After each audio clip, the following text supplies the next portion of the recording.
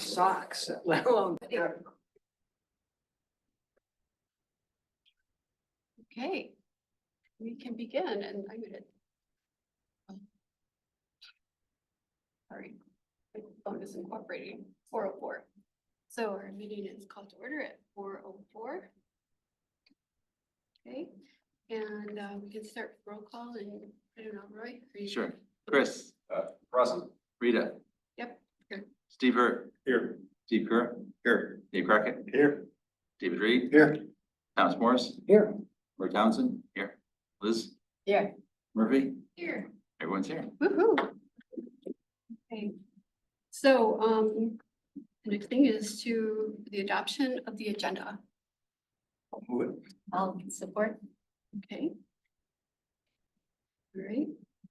And You gotta vote on oh, okay, We have to, oh, that's right. that's right. Is it all in favor or do we call names? I'll. All in favor, say aye. Aye. You opposed?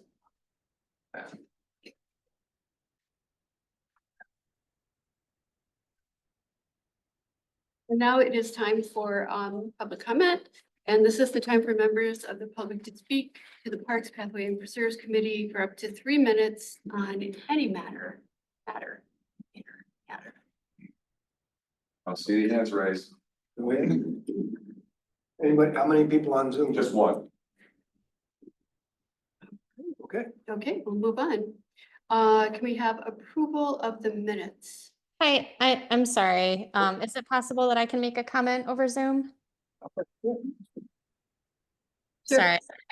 And my kids are yelling in the background, so it's a little hard for me to follow what's going on, but one sec, let me step out. So this can be pertaining to any matter related to Parks and Rec in Scio Township, right? Right. Okay, hold on one second. Sorry.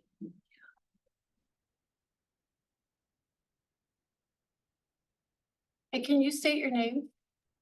Hi, my name's Catherine Smith. I'm a resident of Scio Township on East Pineview Drive in Dexter. And I was hoping to make a comment expressing our neighborhood's interest in connecting our neighborhood in some way to the Van Curler Preserve.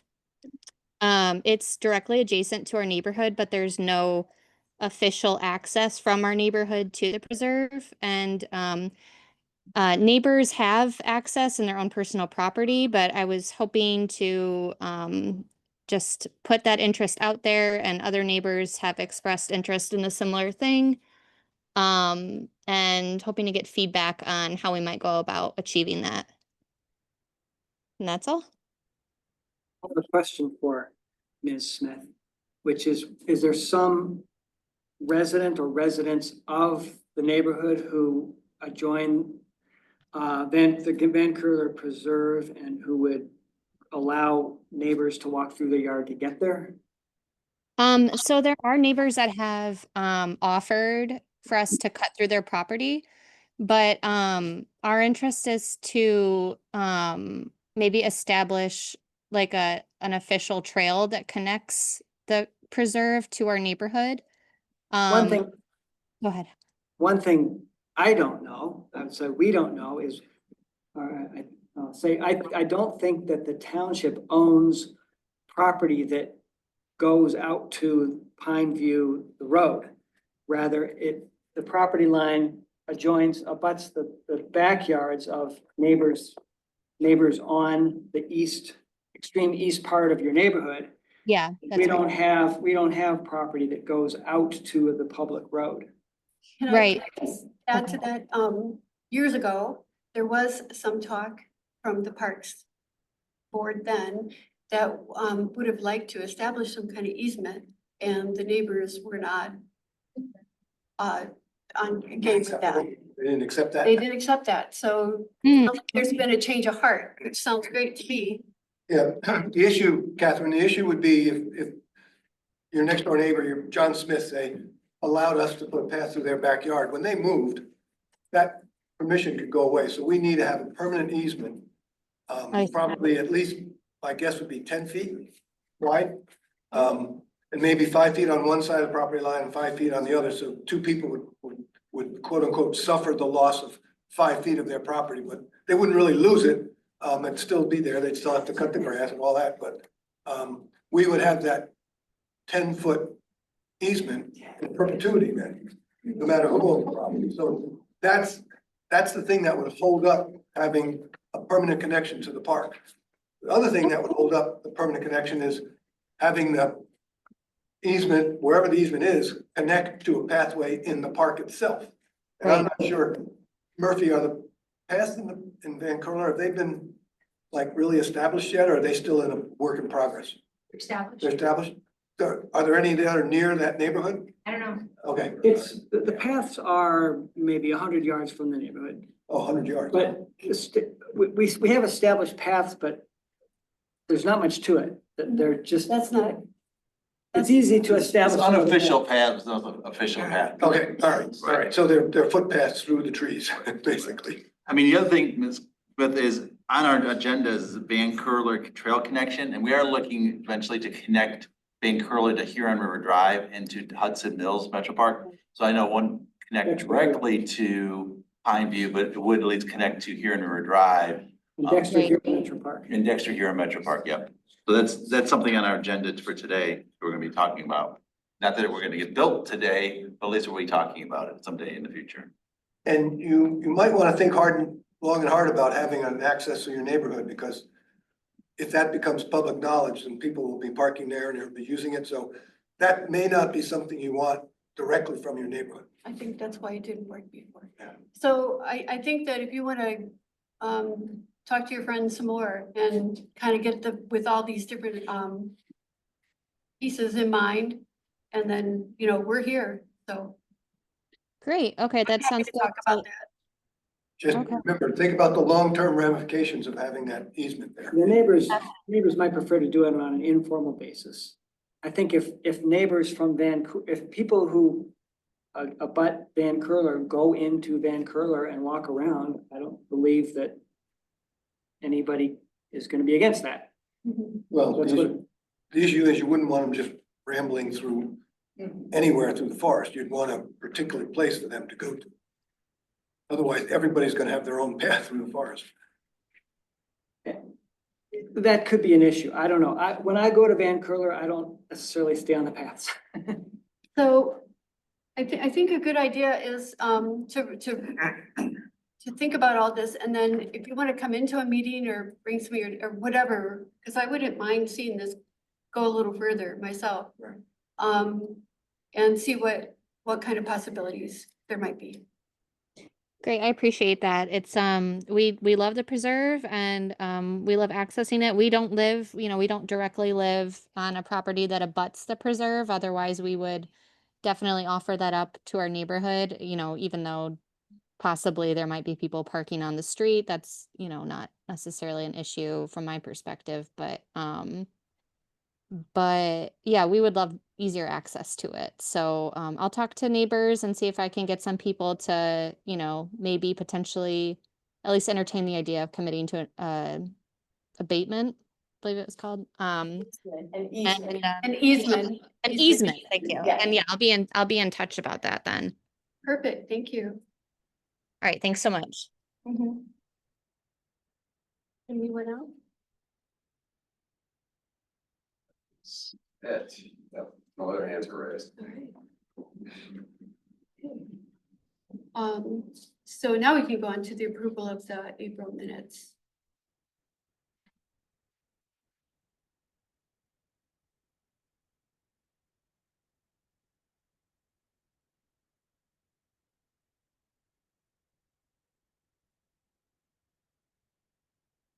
People of April minutes. I'll support it.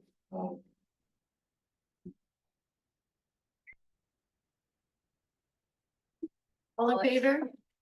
Aye. Opposed? So now we can have regular reports and special reports. We'll start with parks. Oh, Hello from here. there isn't too much, there's a lot going on, but not too much to report necessarily. The seasonal staff started in a 3-week piecemeal time. So we've got all 4 that have started. and they really hit the ground running. They're an awesome team. I don't think we could have gotten any luckier. So they're out there working on garlic mustard and Dame's Rocket right now. We have been working in Van Curler to figure out some target areas. We've found some less than desirable species, found some celandine that we're gonna try to get under control before it gets any worse. We got some lily of the valley out there. So a lot going on in Van Curler. And they have recently picked their focus areas for their like miniature summer research projects. So we have Noah's gonna be focusing on butterflies, and we'll be collaborating with Marcy and her team that was originally run by a man named John, who recently passed away, but he had been doing a lot of the butterfly surveying with Marcy at Liberty Pond. So she is going to take over teaching the seasonal positions about butterfly monitoring, and then Noah's gonna take that over. Nick is gonna be doing some black lighting at night for insects. So we're gonna get like an insect inventory at the preserves, and he's gonna do some like daytime netting. We're gonna try to set him up with a professor from Bowling Green to see if he can offer just like a little more insight and structure to his project. Then Mike is gonna be doing a camera trap study. We're probably gonna focus on any body of water at any of the preserves, so we'll figure out like a rotating schedule, and then he's going to take the photos and then kind of give an idea of what's using our water, specifically the vernal pools, is really what I'm very interested in, which is inspired by, Chris and I went to the annual vernal pool meeting in March and got a lot of really good ideas from them. And Allison is gonna be doing a take on reading bird surveys, but because she has limited experience with birds, she's kind of like more in an introductory stage, not so much in a USGS standard of reading bird survey. We're gonna take it down a little bit and then incorporate some kind of environmental aspect to it, so like focusing on what kind of habitats they're using as well. So very excited about that. And then I'll be working on the bat surveying project starting soon. That's that. And last night, the board approved us moving forward to form a bird city team so that we can work on collaborating with Michigan Audubon in their effort to create bird cities in Michigan. We just have to start putting our team together. That's it. May I ask one question, Murphy? What is the status of the trailhead at the old Sychard? Whoops, I didn't realize my mic wasn't on this whole time. No progress on that yet. Is that on? So we're meeting with Matt tomorrow, actually, and I was gonna speak with him about establishing like the parking lot and then figuring out what our next steps are to get the parking lot installed. And on Friday, who's on Friday? Noah is gonna be going out to remow the trails out there. Okay. Thanks.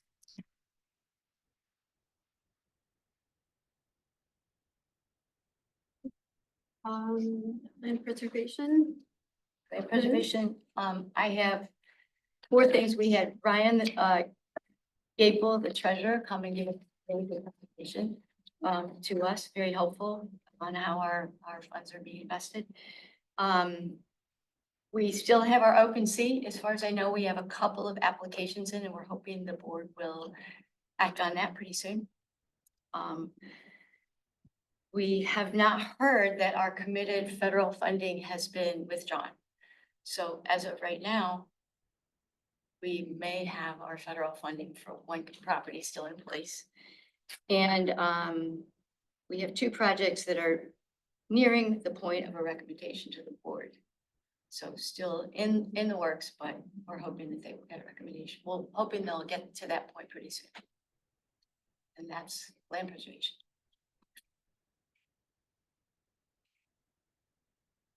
Liz, on the federal funds, was a contract signed? Yes, these are already committed, Okay, yeah. Is it? which doesn't necessarily mean they can't be Right, withdrawn. right. But they are committed. Nowadays it doesn't. Right, yeah, contracts Now it mean as much as they used to, but Right. parks, Washington Park, we have some contracts signed feeling fairly confident. The ones that didn't get Yeah, signed, right, exactly. probably not gonna This, happen. this is signed up. But I agree, there's still no guarantees until you Right. see the money, but you don't have this signed I contract. haven't yet. heard it's not That's coming. good. Unless we have to go to court for it, fight for it.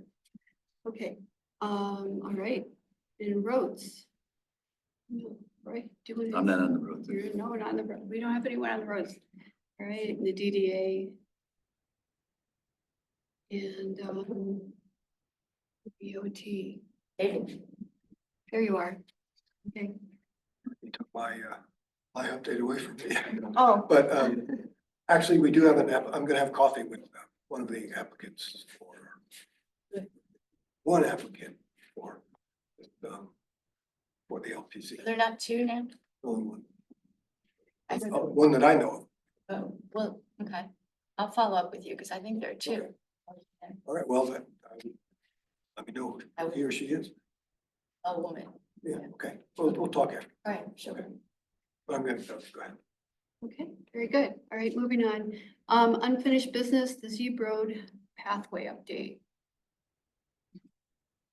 So I can say hello. I'm Matt Parks with OHM. I know some of you, but not all of you.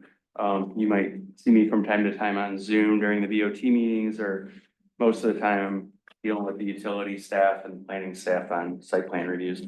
Mark Locke is our project manager. And he wore a suit and I did not. I've been out in the field and running around. But he's got some exhibits that he's gonna hand out, and then we're here to give you just a brief, quick overview of kind of what we've been up to over the last 6 to 12 months and kind of our progress, and relay that back to the proposal that we were authorized for and kind of give you an update. And I'm happy to report we're on time, on schedule, on budget, all that good stuff.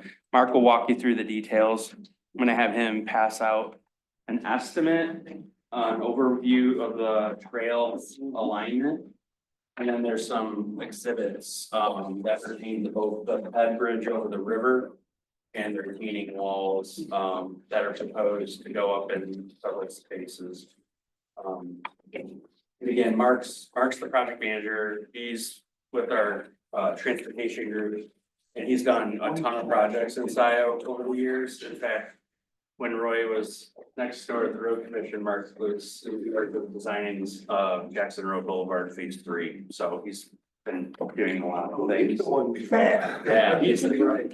So anyway, with that, I'll turn it over to Mark, but I'm here to answer any questions, just for your own knowledge too, because I haven't interacted with the PPP group maybe before, but I've been the Scio Township engineer since 05. OHM's been out here since early 2000. And then I was involved in every single different phase of the Zeb Road pathway up to this point. So obviously this is phase 5. This is the biggest and gnarliest of them all. So there's a lot going on with this one. So with that, I'll turn it over to Mark. Perfect, man. Thank you. Thank you for having me. I appreciate it. I gave you this handout here. We're gonna talk in the order that I put the exhibits in, so I'll tell you when to, kind of tell you when to flip, but I'll just walk you through the project, starting at the south end of the project, which is on the left-hand side of the page. Which is going along the Zeb Road. We're just south of the Huron River here. We're tying into the phase 4 pathway where it left off. You can see we're bringing the pathway close to the road. If you're familiar with the area, we have a big slope on that right side or east side of the road that we're trying to avoid getting into.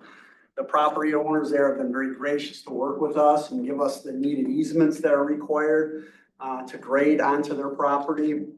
But we're trying to minimize that. You can see that item in blue, that's a big drainage culvert extension. There's a pipe under the road that's close to where our pathway is gonna be, so we've got to extend it out further so we can build a path over it. That's that blue line that you're seeing on the left hand. Then as you move forward, that's the driveway. It's the property owner called the Scio. They're the ones that have been very gracious to grant us the necessary permits to do this grading work on their property. The road will add a curb and gutter to the road in this section because we have to tuck it up near the road to avoid getting into the hill on that property. So the road will be tucked in there for a ways. Then eventually it separates. Once we get past the hills, we head north. You can see the road and the pathway separate until we get to Peters Road there. And we'll be crossing Peters Road at an at-grade crossing. Some drainage, some new ditching that'll be going on there. Then once we cross, yes. David. Yes, sir. The, is this the curb that continues, the road, the pathway splits away from the road? Correct. That's the curb that continues along the road? Is that what that gray line is? Right here? Correct. The curb will continue and it'll stop at that point right there. Yep. Great, thanks. For drainage purposes, yep. Once we cross Peters, we get into the area of the Huron River. That's where, we're gonna have a separate pedestrian bridge. You can see it's to the east of the road bridge. Obviously, a number of permits required to make that crossing. And if you flip the page, this kind of gives you a little image here. This is from our engineering plans on the top. This is what it's gonna look like. Kind of a profile view if you're looking at the side of it, and then looking below, it's kind of a rendering of what this type of bridge is. This is a continental, like prefabricated bridge. They bring them in segments and they just set them in place. Similar to. Border. Yeah. Yeah, it's pretty consistent, right? Exactly. You know, it's the core 10 steel. It's got that rusted look. That's pretty typical of what people like. Is the bridge less wide than the ones on the border to border trail? Probably, if the border to border receive federal funding, the bridge, the pathway needs to be 10 foot wide and the bridge needs to be 14 feet wide. You need a 2 foot buffer on each side. This one not being federally funded, being locally funded, it's gonna be 8 foot wide. So it's gonna have the 2 foot buffers on each side. It's only gonna be 12 foot total wide. So it's a 2 foot less than the border to border. Pathway is 8 feet wide, right? Is Zebra. 8 feet, the same as Z4. Consistent with the Z4. Correct. 3 and 2, correct? Yep. So if you flip the page, we'll go to the second half of the plan view, and as Matt introduced, there's a lot going on here. We have challenges of crossing rivers, railroads, a lot of vertical challenges here. So once we cross the river, we get into the vertical part of the project. There's a steep grade, if you're not familiar with the area, going up that hill. We've got the property owner, and we call them sweepsters. That's the name we've been working with. I don't know if they're still called that, but that's what we call them. A lot of changes to their property entrances. They've been great to work with. We met with them about a month or two ago. We need a fairly large pathway easement from them, and they're certainly entertaining it and gonna sign this, but they did make a request, and I can get into what they asked for. They have two driveways. We'll call the southerly driveways. The first one you come to, they've graciously allowed us to narrow that driveway. That's an in and an out for them. We're gonna make it just an in driveway, just an entrance driveway. It's not a great spot to be getting out of their business. There's poor sight distance at that location. So it really is a safety improvement for trucks not leaving that driveway. And it helps us out with the path. We're able to sneak the path on the south end of their southerly driveway, not get into that slope to the river. Our earlier plans were getting into that. There would have been a lot of tree removals, a big retaining wall, a lot more cost. So it was really helpful that they granted us this and allowed us to narrow their driveway up to keep the pathway up top near their existing driveway. So the pathway will start to go up. There'll be a curb placed on their driveway.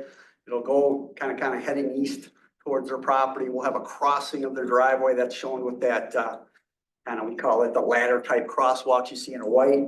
It'll cross over the median kind of area between their two driveways and again progress to the east. You almost need to have kind of a switchback type. There's such a grade differential. We have to keep slopes at a certain % for all users. Where do you gain Yep. gain most of the climbing from the river? As soon as you come over the pedestrian bridge and you start curving around to the right, are you starting to gain in Yes. elevation here so that this is Exactly. relatively flat, or? Yeah, we're starting to climb up. Right here. Right This is here, all a and then climb. right here. But this is flat? That's flat, And yeah. another climb? Another here? climb, Okay, exactly. gotcha. That's Yeah, where you thank get up the hill. There's Yeah. it's quite substantial. Yeah. So we get into that median and we have a large retaining wall. You can see that in orange. We do need to build a block retaining wall in that area. If you flip to the next page, not next one, I'm sorry, the last one. That kind of gives you a look of what that retaining wall is gonna look like. This is again similar to other block retaining walls that we built on the path. I think it's what's the federal? Well, there's the border to Border to border, border, but yeah. then south, we've used various type, like, there's a little tiny like step wall at the wing property. We're actually trying to match, because that's not very visible. Right. Because it's actually opposite. It actually, that block faces the wing property and then the properties to the north of Miller Road. This is gonna be more visible from the road, so we wanna kind of make it flow and border. So it's not like a natural stone, it's a fabricated in Prefab. of something. To made look out- like a out of what? natural cut rock, right? It's prefabricated, you're right, but it's made to look like a. Right, but can you just tell me, it's not plastic? It's No, no, More no, concrete. it's concrete. Okay, thank you. The Ready Rock is a product Yeah, that that's that's what- typically used. Thanks. And then if you flip up a page, there's a quick little rendering we did a while ago. We've got quite a few renderings we're gonna develop here. They're not done yet, but it gives you a little idea of what this pathway is gonna look like in the driveway.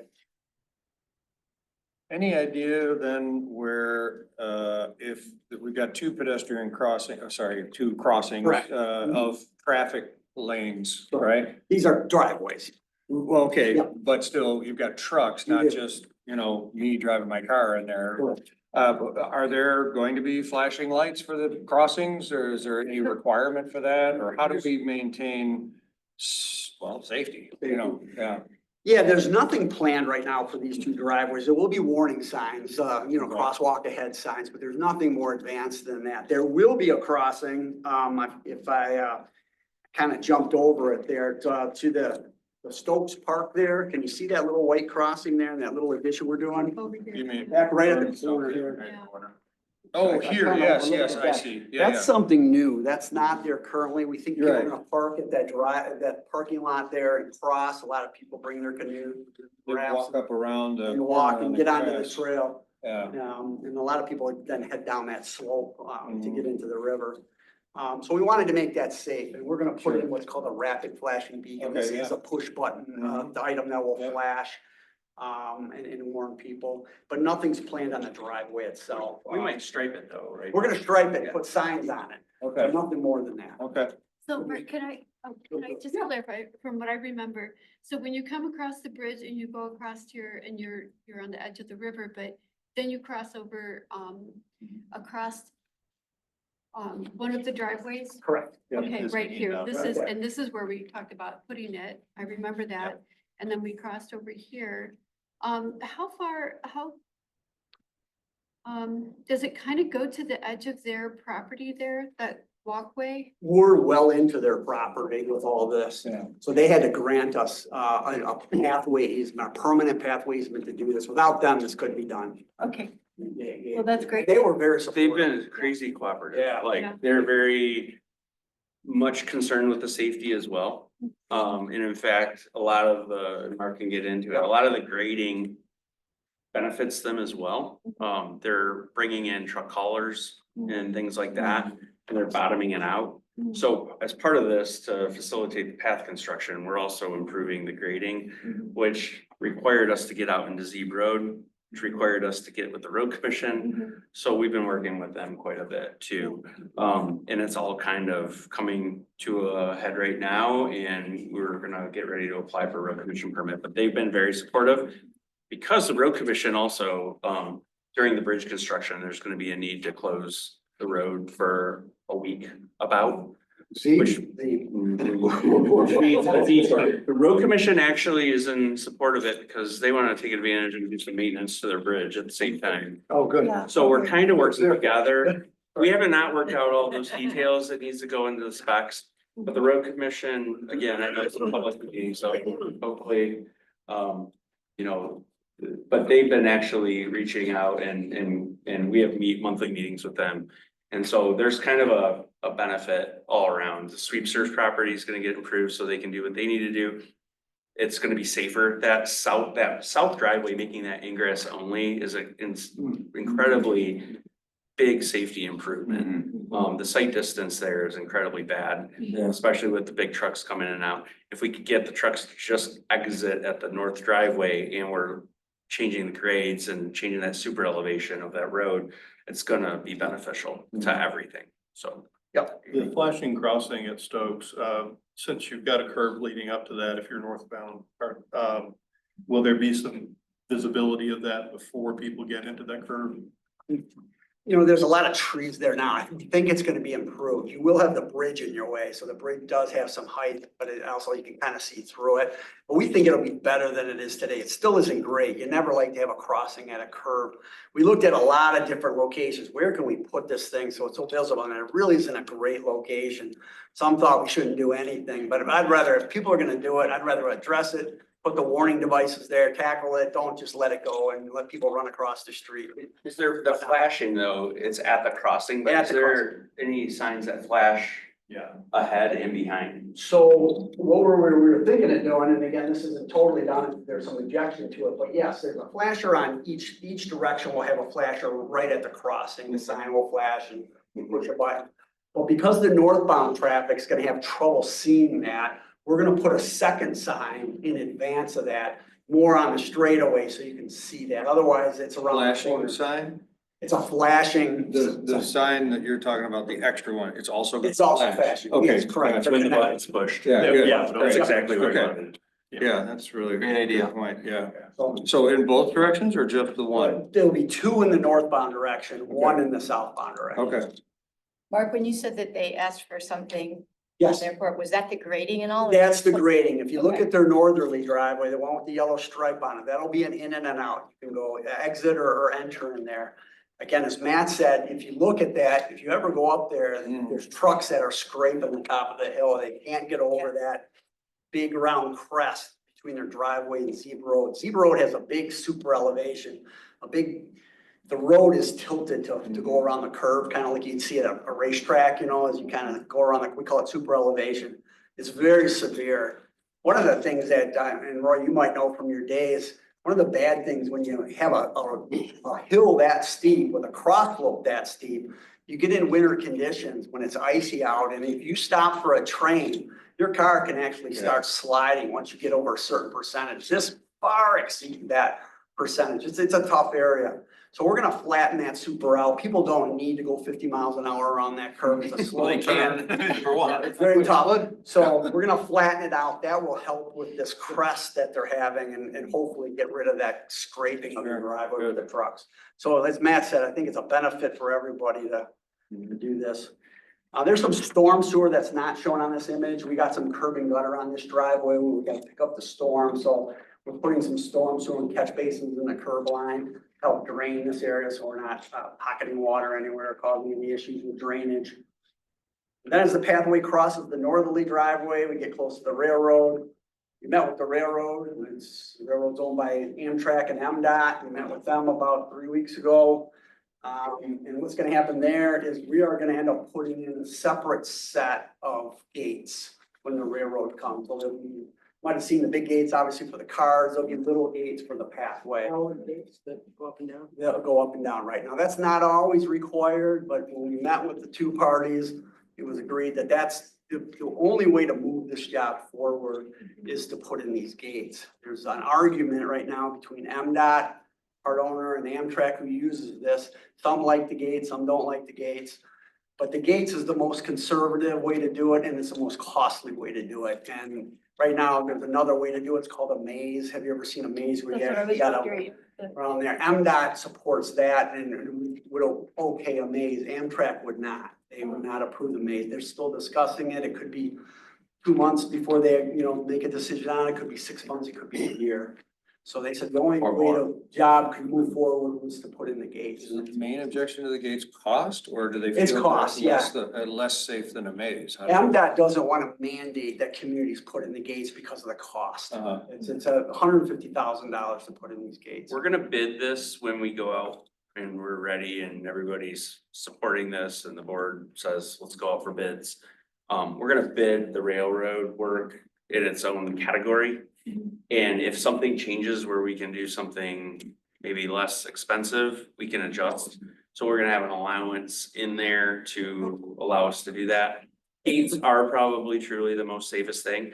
Those are things though that the township will end up being responsible to maintain, and that's not necessarily something I think Murphy and Chris want to be in charge of. There's things that, that are, pathways are one thing, but when you're getting into something like that.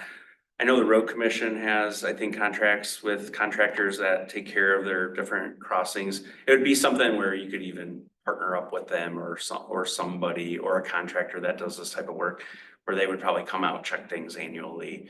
But again, if we can simplify and move to a maze, I think it would be better. Can you make I've never seen it actually walk through a maze that I think you're talking about. I mean, I think I've seen them for pedestrians, which is maybe what you're talking about. So you've got room to maneuver bikes and all that. Okay. It's just bollards that you kind of go Yeah, through, okay. a series of Yeah. gates, like something like Cedar Point. But But it forces you to walk through. Yeah. Rather than ride through, because they're concerned if you allow people to ride straight through there, you're gonna try to beat the train. Yes, exactly. So, but if you have to get off, walk your bike, then most likely when you're walking, you hear a train coming, you see a train coming, Yeah. then you're gonna stop. I mean, so that's why. Those mazes can be an issue though with some accessible trikes, tandem trikes, for example, that are very long. I've had experiences where you literally can't get. Good point. Yeah. Good point. So we'll set, what we want to do is bid worst case scenario. Yeah. And prepare the township for what could this possibly cost, and if there's cost savings along the way, or we anticipate getting this permit might exceed the time where in the schedule of the proposal where we want to go out for bid. But we can at least we've had the preliminary meeting, we'll get some more feedback, we'll work with the road commission and get their permits. We have to get an Eagle permit for natural streams. One thing Mark didn't say about the Ped Bridge over the Huron, we're not digging in the river, we're actually spanning it. That avoids a whole lot of extra cost and issues. But the span there is very feasible. On the bridge, 220? I don't know that, you know that. It might be the estimate, Roy, or it might be something wrong. No, yeah, but how long, the ones we've been putting in like 220 feet long. Yeah, I think this is short of that, honestly. The Z is shorter. Yeah. It's scalable on the plans, so we can get that answer for you. No, but I mean, yeah, it is what it is. On page one, the curbing that is separating Z from the pathway, Yep. things like, how high of a separation is that? 6 inches. Yeah, typical curve. We call it F curve, a barrier curve, it's just that vertical curve. That you have car traffic and bike traffic pretty Yep. close together there. Bridge is something like 180 by my measurement. That sounds about right. Yeah, it's not- On the example of retaining walls, Yes. the picture in the upper left has a really nice wooden frame. I don't know how we got that white plastic horrible fence along Z Road. That was supposed to be like a split rail or something really nice. And then when it went in, it was this plastic thing that, to me, it looks atrocious and it should never be put there. So if we're gonna put a wall here, a fence here. Yeah. Let's I'm make glad it, you said let's that. make it Better better. than chain link, that's. No, not chain. No, I know. Nice, it's better than chain link. and But, use that. but it should it be like composite? Well, Instead of wood? I suppose it can be composite, but let's not make it look like. Hmm. The thing that's along Z Road, I mean, everybody that looks at that, they think it's cheap. I couldn't agree more, but I'm like, yeah, but it's cheap the way it looks, but is it also must be cheap dollar wise compared to other options at the time, I presume? It was, and it was We don't have to make more- the same mistake. I'm just curious how There's that. a long story that Yeah, I don't okay. want to get into tonight, but a lot of that was with negotiations with the Wayne property. Okay. And it was the look that they wanted, it was also cost Okay. issue, but that was a different time with a different board and different Okay. people. But I think whatever, I mean, so usually retaining walls, just so people don't run across or fall off, we may have to put some type of fence across, and if we can work with you guys, and we're dealing with a short span of it, so. Right. And honestly, it might be something where I'm glad you said that. if you guys have an opinion of what you'd like to see, I think we would also want to run that by sweepsters and make sure they're on board. It's their gateway to their property. Mhm. So this is where things get a little tricky, but, and cost, I mean, we'll get into the cost estimate in a bit, but I mean, we're trying to do our best to knock it down. Mhm. that's the cost estimate, and I don't wanna jump ahead, but that's a total project, so the design and everything's included in there right now. But the construction cost is actually slightly below Like what you said. we originally Right. thought. So a lot of that has to do with the retaining wall and the grading and working with the homeowners and allowing us to not get into that slope. Originally, when we quoted the job during preliminary, we had like a 12, 15 foot retaining wall going off the side along that berm. That's And right. working with, township staff, Roy, we've able, and the homeowners, we were able to kind of knock that down and save quite a bit of money. So So how high will that retaining wall be? Highest. How How tall the wall? tall is it gonna be? on the Sweepster property, what is it, like 6, 7? Let's say 6, 7 feet is about right, yep. Yeah, not bad.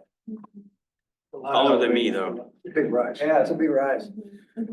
but it's variable. So at the steepest point, but then it tapers down as the path increases and you get to it's kind of like a switchback in that area. Just curious again, I guess, about this crossing gate versus Maze. So you said that it would be Scio Township's obligation to maintain, well, obviously whatever, whether it's a maze or a gate. Can't imagine there's much other than sweeping the ground for the maze, but for the gate and all of the, the motors, the electronics, the sensors, all of that, maintaining all of that would be our responsibility. We'd have to have somebody trained in order to There do probably- that work. There may be an agreement with, I don't wanna get I don't know this as well as Mark does or other people, but I think what's gonna happen is they're gonna, MDOT's and Amtrak will spec something. There'll be an agreement that needs to be signed. And it might be a situation where there's a contractor or contract that you guys agree to. And it might be a situation, hopefully, where you just get invoiced. There you And then it'll be built in. We'll have to figure out what that costs and then work with Murphy on her budget Yeah, and make sure it's something that's in there for perpetuity. yeah. I imagine it's pretty specialized because it has to have some sort of sensor to know Right. when the train is Exactly. So the coming. rail's going to be involved and there'll Yeah. probably be an annual inspection bill. Right. And then if there's something broke or that needs fixed, you'll get notified that we'll fix it for this cost or hire a contractor. Mhm. That's one of these contractors that's specialized. And then anything that gets worked on at all within the railroad right away, like if you guys had a pothole or something in a piece of path, you could hire a contractor to go fix it. Anything in that railroad right away, you need oversight, special inspectors, and it's not cheap. They're like $300 an hour and Right. it's expensive. So when we go through the railroad right away, I anticipate we're gonna do concrete through there. Concrete's gonna be through the railroad. They're gonna have to place it. They don't want us working on the rails or near the rails, Yeah. so. So Yeah. that's why we're breaking that out. And so as not to delay the project, we'll have a placeholder for that. If anything changes after bid, then we'll come back for a change order, but we're trying to put enough allowance in there to compensate for any additional things that the railroad might need, including the inspection and their contractors. It just seems to make the most sense, short-term and long-term, to kind of put the onus on them to maintain their stuff instead of us trying to move in You're not and get their real- approval. Yeah, no, yeah, If you okay. had to do it, I would assume you hire that out to somebody who's trained to do that. Hmm. So I don't know if there's any more questions on the shading shown, and then you can see how far back we're going. Why are you going way back here? And I'm really talking about this tail that we have here. If you look on an aerial, it's kind of hard to see on this one, but there's different in pavement sections. We're getting into the parking area, which is a lot thinner of a pavement section than their driveway, which handles all the trucks. So being that we're getting into the driving path of the trucks, we're gonna beef that section up for them. We're gonna make it a pavement worthy of supporting trucks. If we just left it as it is, their pavement would break down over time and, they'd be. So you shifted the driveway to the north. We're shifting the driveway to the So north. now you need to build a driveway. to the north. Exactly. Pavement now, but it's for parking. That's right, it's only a few inches thick, right, so. So currently, their parking lot where this tail is thin material, and they must be driving trucks on it, and they're having problems with it already. Is that what you're No, saying? not, okay, I misunderstood that. so yeah, they're actually driving right here, they're missing the tail part. And this is actually the parking area here that's Right. thinner, so they're actually driving just to the south of it. Oh, so they're on the heavier. They're on the heavier pavement now, We're right? moving the driveway to the north. Yeah, Yeah, There's, so, yeah. well, there's ingress and egress, right? Now they're both, you can go. What, no, but I'm saying, the change is going to be Right. one way, yeah. No, one way, two way. Two-way. the top driveway, the So- northerly driveway is gonna top- be two-way. Oh, It's gonna be two-way. gotcha, thank you. Yeah, it's gonna be Now in and out. The bottom one's just gonna be an in. Okay, thank you. Right now, they're both. They can go in and out on either driveway. All right, I got it, thank you. So yeah, again, getting to the estimate real quick, this is our engineer's estimate as it stands today. As Matt mentioned, this is a total project estimate. It's not a construction estimate alone. We wanted to know everything, including the design engineering, construction engineering, permitting. Well, what's the total cost of the project? And that's where we're at, that $3.169 million. The construction cost is about $2.6 million by itself. That's what we're anticipating the bids to come in. I have a pot of money there. You can see under permitting, it's called utility relocation possible. And we have that in there. We haven't fully coordinated with all the utility companies yet, but there are definitely utilities that have to be moved. There's a pole line that's in the way of the bridge that has to be moved. Well, I don't know with your experience and what you dealt with, but with an agency like Scio, building a pathway in the road commission right away, do the utilities push back and say that, you know, our agreements with the road commission, not with Scio Township, you're forcing us to move, you need to pay us. If you run into that, It's a fine line. it is, because- it's a fine line. Basically, how it works is if the utility's in the road right away, right? So whenever you're doing a road project, the road commission can say, move your stuff out of the way because we're doing a road project. On a trail project, it's a little fuzzier It's a little because fuzzy. it's not the road commission's project. The road commission is issuing a permit.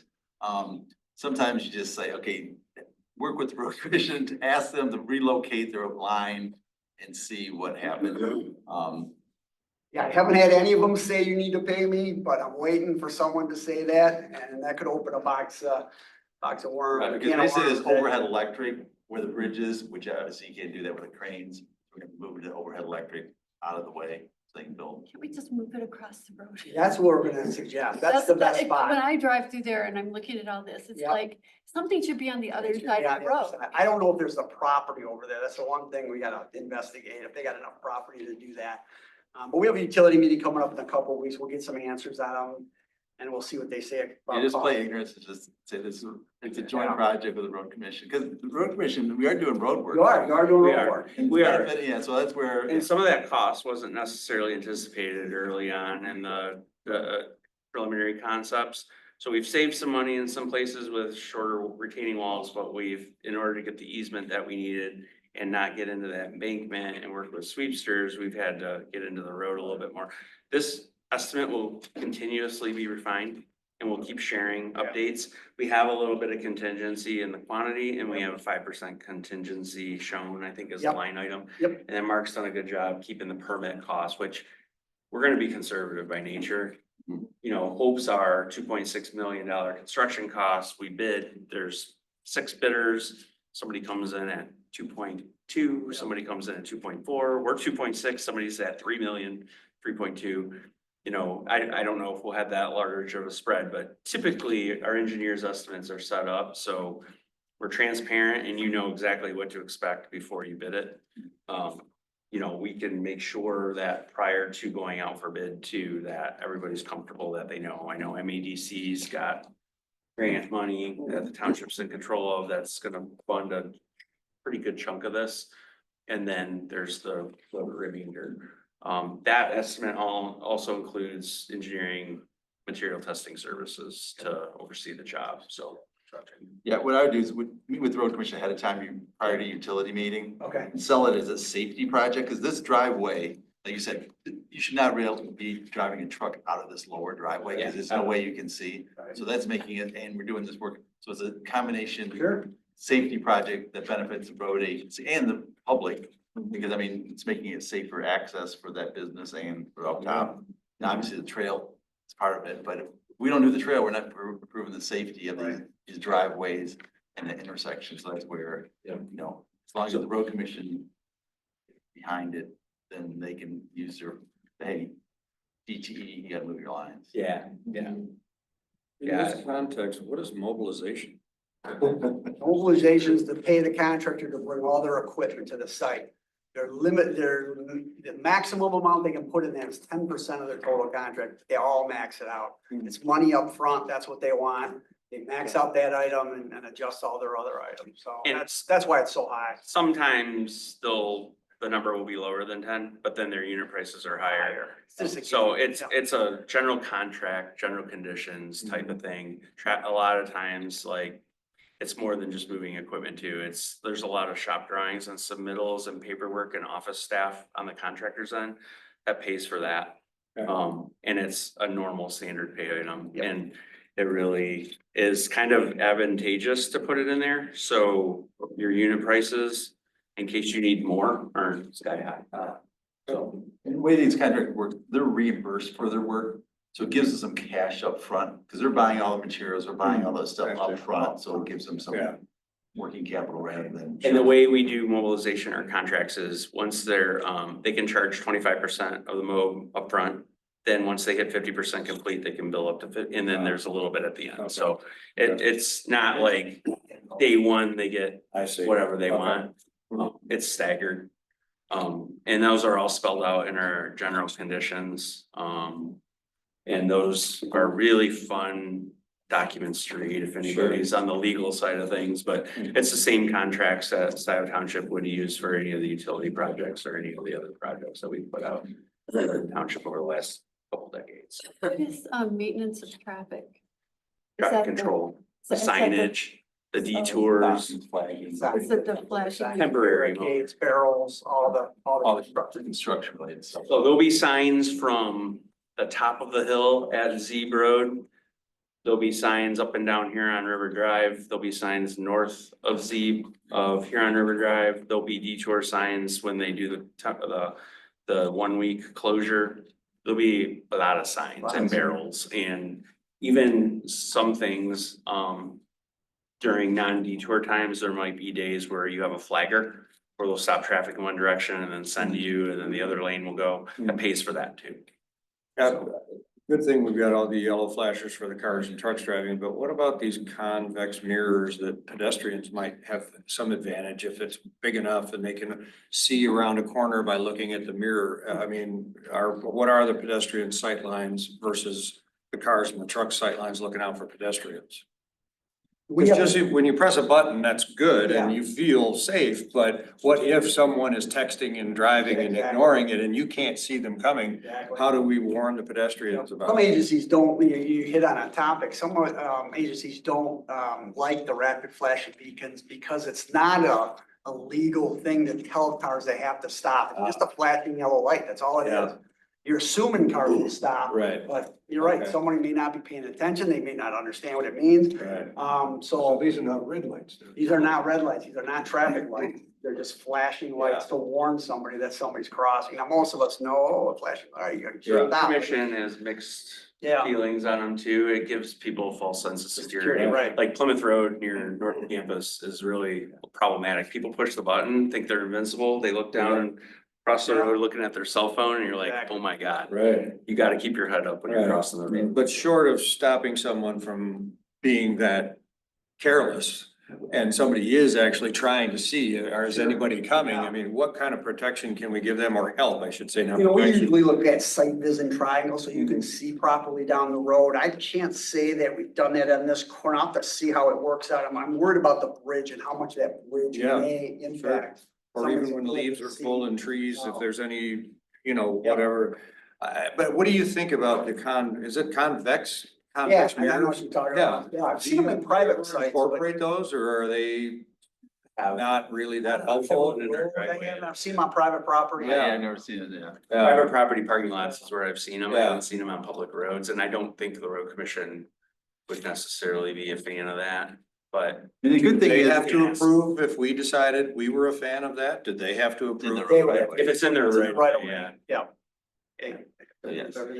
But the good thing, I mean, that curve, you have to slow down. Yeah. I No, mean, that's no. good, that's a good news, no but the question about it. sightlines, and what Yeah. can we do to improve the sightlines? I agree 100%, yeah. Some people, when they go around that curve, they slow down, but they're at the limits of their tire adhesion. Right. And then then they put on the brakes, and the guy behind them is gonna be, coming around that curve hot. Yeah. And we'll just have well- to drive slower, won't we?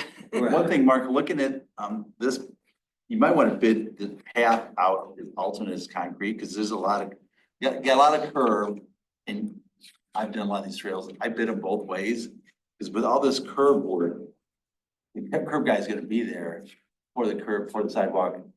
And it's not a straight shot paving. Right. It's like, you're gonna be doing all these pieces, and then the asphalt guy doesn't like showing up for all these pieces.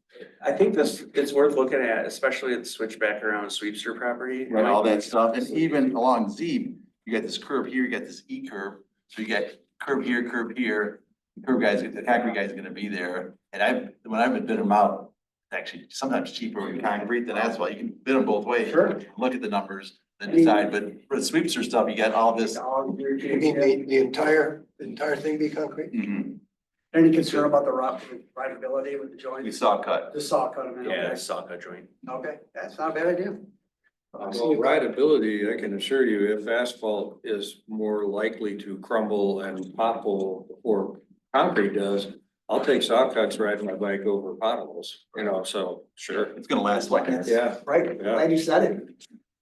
Um, Yeah, we were gonna match that. other fence. real quick, and I mean, Mark's here to answer any more questions. I know you guys got more things on the agenda, but we have our June 7th, 2024 proposal, which the township board authorized.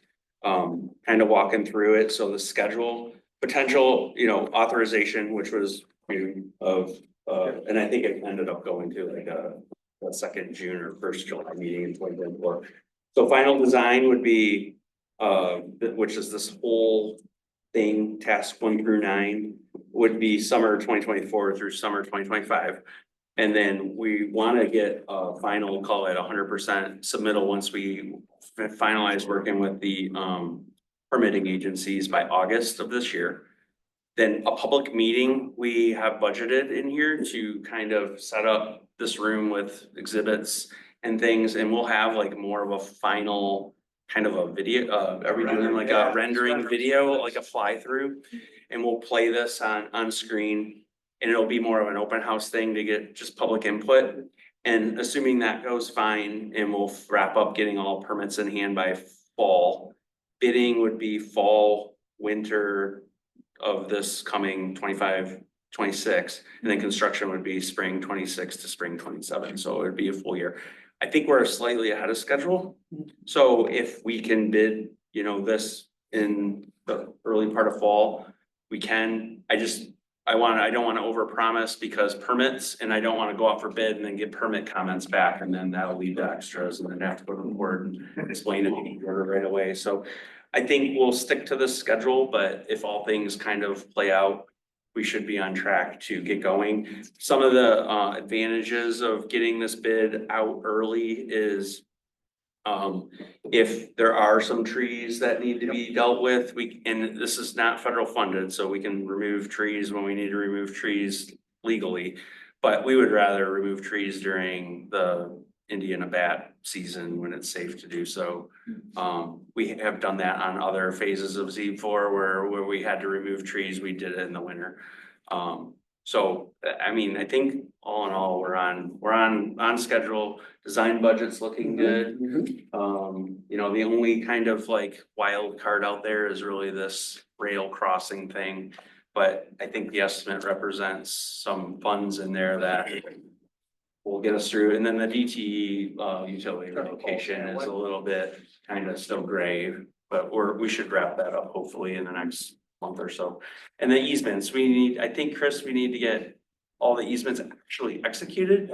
We've had great conversations. You guys have the sketches, you have the front end. We just need ink on paper. So, I know that we talked about that before, but you've met with some of those people, right? Oh, yeah, we've met. There. So it's just now a matter of. We just need ink on Exactly. paper. Who is our ink on paper person or Yeah. department? Are you asking the? Or so that we can get these things signed by the residents, who is gonna draft that document so we can get it in there? We drafted the document, the Oh, easement oh, document. Oh, I see. We just need, the townships, in the proposal is kind of taking the lead on getting them executed. And Chris has been. I'm gonna see Demasha tonight.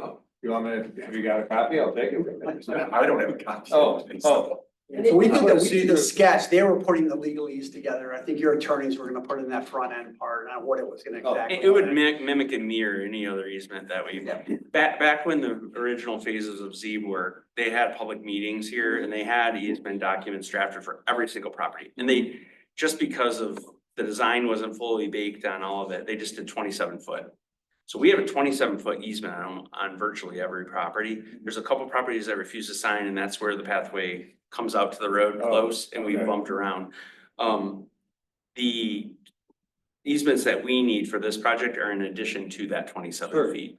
So, anyway, I was just trying to get right to the point. If you need ink on paper and you have the paper You're that a needs guy. ink, I mean, I can just take it to them because I know who they are. But let me know if that's what you need. I can do that. I'm confident that the design's far enough along where the easement requests are not gonna change. Okay. So we got temporary and permanent. Permanent's gonna follow the pathway and give us enough room to do future maintenance, and then temporary is just temporary. So, Okay. Yeah, some of those driveways are pretty steep coming Yeah, down they are. there. That shows is really, Yeah. So, they're getting a little bit of free driveway. yeah, we have to regrade it, chase it back, That's what that's. that's what that is, yep. okay, And Sweepsters obviously is getting a whole bunch of free driveway, but that's a small cost in the Maybe in they can- doing business for easements. Maybe they can split the cost with us for a nice fence. for their All property. right, there you go. I mean, they were very positive about like, hey, like. We might not need all this parking lot long-term, maybe we wanna do something here. I mean, I think there's an opportunity for PPP to talk to them in the future, even after this trail's built, to have a bike repair station or something. after we were out there, wherever that was. Anyway, I noticed they were parking a lot of cars right there Yes. in that area, and I'm like, oh boy, Yeah. you know? course they This would, might be yes. harder than we think. They recognize they're gonna lose those spaces. The one thing that we don't have in this project, I don't think necessarily, and we can work with Murphy and Chris, you know, kind of like identifying where you're at, you know, border to border is big, long trail and there's, you know, kiosks and signs and things like that, but if you guys wanted something special, like right off of border to border, and say you are now on Scio Township, That makes sense. Pathways and Preserves pathway, Yeah. part of Scio Township, like there could be an area where we could, you know, preserve that land. You could do it separately later. You could do it as part of this project, but we would need some guidance on what you would want. But that's an opportunity. I think that's a great idea, whether it's in the project or after. I think that really would be helpful. And it would give us some Branding. publicity for people to think, oh, there's pathways and so. Yeah, because otherwise people might just think it's part of the border to border, which Yeah. nothing wrong with that, but take credit for what you've built with your own money. Well, we Because this is gonna come, the board trail is gonna come down and then sort of tee off of this. Is that where, Yeah, is that how? literally tease right in. Goes along well. So, yeah, we need, yeah. There's And- not gonna be room up there. You're almost gonna have to do it on, in the You can do it park. anywhere. But it's gonna be Anywhere along. up on that one north of the tracks, the right of way is pretty tight there is what I'm getting at. But you gotta make decisions. It seems like you almost have to, I'd put it over You here. don't want people congregating in the road. Right, cause it's, yeah, like when I was Yeah. biking there the other day, some guy Yeah, right. lost it coming around that curve. Or further up toward here on River Drive, a sign saying you are Yeah, that's true. on border to border and approaching, you know, straight is the pathway, to the left is border to border. Give them some warning while they can. Yeah, we could do Without little signs congregating. too. Yeah, yeah. This is all really good. I think we need to move on. Exactly. Okay, we do, but I have one last thing. Sorry, go ahead. I think we should consider acknowledging that Sweepster really played with us here, played fair ball, because Yeah. I mean, they could be not doing that. And I think it might be something to put. Right, without sweeps through this project. doesn't Well, work. this is the grand finale. I mean, I know there's other things that are going on in the township with other pieces of pathway, but I mean, this is the pinnacle project of this. It started over a decade ago. I mean, every single resident, except for a couple, have been overly cooperative with this entire project. I mean, for the most part, there's a couple people that, prefer to ride in the road and stuff like that, and that's fine, but this pathway is a huge deal, and with the border to border. That's even more critical than this community. Yeah, I think 6 or 7 years ago, we were talking to Sleepster about this, or whoever it was. And I'm thinking to myself, the place changes hands. It seems like so many times. Are they still gonna actually be there for us when we get there? And I'm very pleased that they are. And my one last thing real quick, I'm sorry, I'm hung up on these mirrors. I would love to, if you're gonna talk to the road commission about safety issues and doing that, as you mentioned. We gotta help the pedestrians too, and I think that that's a really helpful thing to help pedestrians know that they can see what's coming and what's not. So whether they're staring at their phone or not. I think we have a little time to, Well, no, I'm just saying Going over this dovetail it, too. right, but just Super. dovetail it with your meeting with the road commission about safety and moving utility lines, cause here, I don't know. We had to do something to get people to Stokes, because if we didn't, people would figure out their own way, and that's more dangerous than not. Yeah. Right, Anyway. yeah. Okay. Thank you. All right, Thank you very much. Thank you. Are you guys gonna give us 3-minute update on Van Curler? I'm not gonna, Mark can take off, I can stick around for the rest. I'm planning on being maybe a permanent guest at these meetings. All right, thanks for coming out, Mark. Yeah, thank you, Mark. Good to see you. Yeah, good to see you. If we can ask Matt for a 3-minute update on Van Curler. Sure, Murphy, I don't know who's best to give updates on Van Curler connection. Oh, yeah, there is no update, for me at least, but the only thing that I was gonna suggest is, that someone nominate themselves to take the lead in terms of putting the committee back together that existed the last time we were trying to get this connection to work, so it was like a committee with the metro parks, and I think maybe the road commission. Roy, I think you took the lead on that last time. Was that PPP? That was when it was tapped. Or TAP, I mean, sorry. It was, yeah. So we got authorized for a design for that, but it was permanently paused with Anna. We met with Metro Parks. We had a couple of good meetings. They were going through some internal improvements to Metro Parks, and there were some concerns about pavement. I don't know kind of where the conversation went from there, but we were authorized. So what we have completed is topo. And we have some preliminary, I would say 30% drawings, and we did some alternates. I know, Roy, we met and walked some routes. It's squishy out there, to say the best.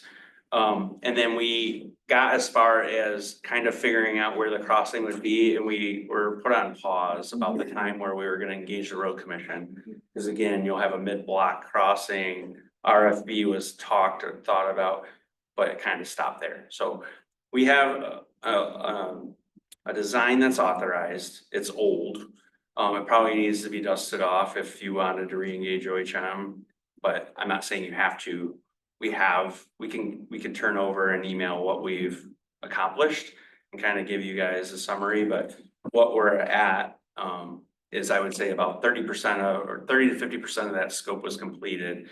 There was probably more meetings with the Metro Parks than was anticipated at first, so there's some back and forth. So if that wants to get off the floor, we would be happy to kind of dust off the proposal, give you guys kind of what remaining scope was left, or you guys might want to just look at the original scope and say, is this even what you want to do, or do you want to change it? But basically, from the parking lot, if you can visualize it, we kind of went around the squishy area and followed, kind of paralleled the road, and then 90'd across. And we have an alignment all drawn up and Across to where? Across the border to border? across. There's a driveway there now to Van Curler. There wasn't. Connect where the old driveway to Van Curler, Where the red gate is. where the gate is. That's where we. But this was like as detailed, and you guys saw this sheet that Mark did. I mean, the plan set for the Z pathway is a thick, gnarly set. This was very like, more of like a log style design. It was very basic, because I think, weren't we looking at doing wood chip path too? I think it was soft surface, like Soft surface like stone, yeah. So I mean, we were put together a bid package to go out and get bids, and I mean, it wasn't a hardcore design by any means. I guess the question is, we started this probably 2+ years ago. I was involved. I'm happy to stay involved. Is that something, there's still a desire of the committee to do that connection on the south side. The plan back in the day was, you get the Metro Park right there, you could park at the Metro Park, walk into Van Curler, because we know the pathway, the parkway on, the parking lot on Joy is 6 cars, 7, maybe. Yeah. 8 maybe max, but pretty small. And this way we could eat, and it makes sense, Van Curler's like 88. And then, you got the whole border, you got Metro Park there. That was the whole idea. I guess if there's still interest, I'm happy to, re-engage OHM to get them back going, meetings with the Metro Park, meetings with Road Commission. Because at the time, it made sense to connect our park and preserve to Metro Parks parks and the border trail. I guess is that, We walked that. yeah, we walked Yeah, that. from the Metro Park up the hill and Right. all around, yeah, I mean, And there Agreed. is just a trail already sort of in there, so yeah. I mean, why would we not want to do that? I don't know. Yeah. I mean, it's been 2 years. I don't want to assume Yeah, that it's still a priority for this committee if, Right. Things have changed. Well, I think the thing, I don't know, for me, it's the idea is if we want people to come to these preserves and parks. And my big hang up was always been parking. I don't want to turn everything to a cement lot. I don't mean it like that, but if you can only get 6 cars in there and you want more people to come, you have to have other ways to get Access, people in. So I would love to reinvigorate, or at least look at it again, see what do we have, dust it off Yeah. and see Well, where do we go from there? you know? There's a lot of cycle and foot traffic on the B2B B2B trail as well, and, they're not necessarily, so people who come out of the Metro Park to use Van Curler will not necessarily be arriving there by car. True. But there are a lot of people that park it. Yeah, sure, they might park there to go to Van Curler, but I think more people will be on the trail for some other, and not park there, but on the trail from a greater distance. And we'll go into Van Curler, but either way, I'm in favor of it. I mean, even what this woman brought up today, this is Catherine Smith, I mean, ideally you get a connection from Pineview, but when everyone owns their land, who wants to give an easement to have people cut next to their yard? You gotta be pretty dedicated to do that. Mhm. If not, you could walk out Pineview, walk down here and drive and get in to the south way, so that we'd have access to, preserve. If we're gonna engage with OHM, we need to make sure we have budget for it. So I don't know if it's budgeted for this year, so it might not be. It is, okay. Well, The type of work that you guys are thinking about there is very similar to the work that's planned to and already authorized to be done here. So you may be able to figure out what you want there. And you could probably loosely design it or do something, whether we're involved or not. And work with LJ to finish that. I don't know how the board would feel about that, but I mean, literally the scope of work is almost identical. Right, the soft surface trail that you can, a walking path that you can walk from. Yeah, right now at Huron, Dexter Huron Metro Park, there's a little path that goes, there's a little island of woods where the paved trail curves around. There's a woods there. And there's a trail through the woods, and it's just dirt. Just walk through the dirt if you feel like walking on the dirt.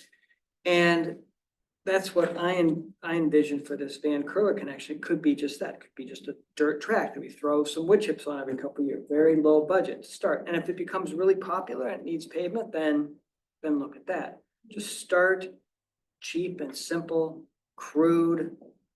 Just make it so it's accessible. Right now, if you're gonna walk there, if you're gonna try and get there from the Metro Park, you have to either walk on the road, which is unpleasant and unsafe, or you have to bushwhack. And it's horrible. It's not horrible. It's bushwhacking. it can be very wet. And Yeah, right. bushwhacking and Yeah. sock soaking. Yeah.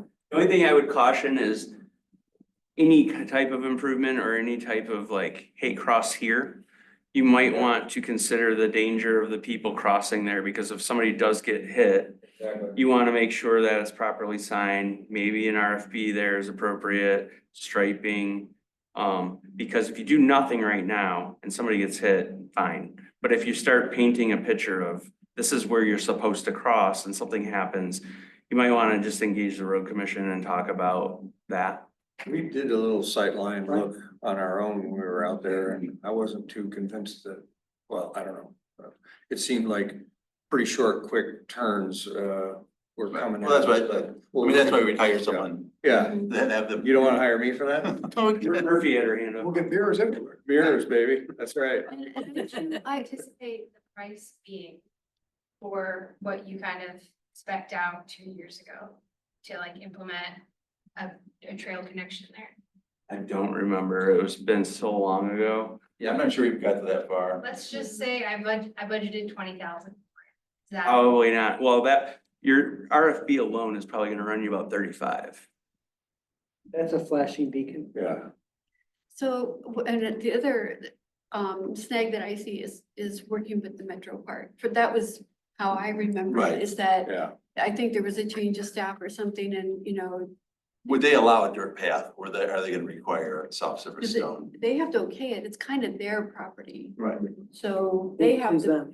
Yeah. And what I recall is that some of the conversation with the Metro Parks, they were getting ready to do some parking lot paving rehab. And they were kind of asking for some participation in that. Oh, Yeah, they thought that we were gonna increase the demand for their park. So they're gonna, so that became. yeah. Well, that would be true, though, I mean. They charge if- admission, so. I know, that's the other thing, is we're That's true. gonna generate some people that might not pay to go there, so. I don't- But, and honestly, I threw out a number to Murphy. I should probably go back. Stacy put together a preliminary estimate of some type, I'm sure. And I don't even know if road commission would require an RFB, so like, I don't think we're far enough along or got far enough along to even put numbers. But 20,000 that Murphy budgeted to do some gravel improvements and stuff, you could probably accomplish something with that, but the crossing of the road and the work in the road right away is always what I get nervous of. That's expensive. I agree. Right, but probably RFP would be over, because I just don't see that It many might people be. using it. I mean, it's sort of like Some signs and some paint Yeah, might you got- do the trick. just mark it as a crossing. You mountain biking on Otto and your mountain bike crosses North Territorial and it crosses Cassidy, Waterloo. There you just sign it and there's a lot more traffic, I guarantee you, crossing those Yeah. roads. Yeah. Than So if you can do that, then, I mean, you might be in the than just ballpark. signs, right? And I mean, if not, then you can do part of it now and part of it later, but. Okay. Oh, and if there is a more expensive aspect of it, and we're gonna talk about this later too, but Mrs. Van Curler was hoping to contribute. She wants to focus on capital projects. And so she did say something about contributing some unknown sum of money for the connection at Huron River Drive, Oh, here we go. possibly. no, very good, but another thing, this is. That's everything. This is like so far down the road, but in the big deal, but, I talked to someone over in the on the Pine View neighborhood, and we talked about bikeability in Van Curler, and he's a mountain biker, and he's like, there's no reason to have bikes in there because they don't have them in Bird Hills. It's just not that big. It's not necessary to cut through there. So, but I think as we develop these things, we might want to keep in the back of our mind, like if we're not gonna have biking in Van Curler, then we should have at least somewhere to lock up your bike. You should have racks and things like that. But I think that's down the road, but that's something to keep in mind. Anyway, that's always the argument that goes around back and forth, so whatever. All right, we probably should get back to the other unfinished business. Thank you, Matt. Yeah, thanks, Yeah, Matt. thank you. Okay, so the Van Curler Trail Connection and then Township Hall Pathway Update. Yeah, Yeah, we're meeting with OHM tomorrow to talk more about it, but there's a conflict now between when we were hoping construction would start and when the geothermal field is being installed. So most likely, maybe it's actually just definite at this point, they won't be able to start until August. So, not ideal. So geothermal is getting started soon. so the Yeah, kind so it has to be done by July 1st, so they're gonna be out there in June. So that's the conflict. They're drilling the wells, you mean? Yes. And how many are they drilling? Oh, Do you remember? About 6, 8, something, I don't recall. I don't know the exact number, but So it's just a matter of everybody being in everybody. yes, and you can see what's going on out front too, but the road commission, yeah.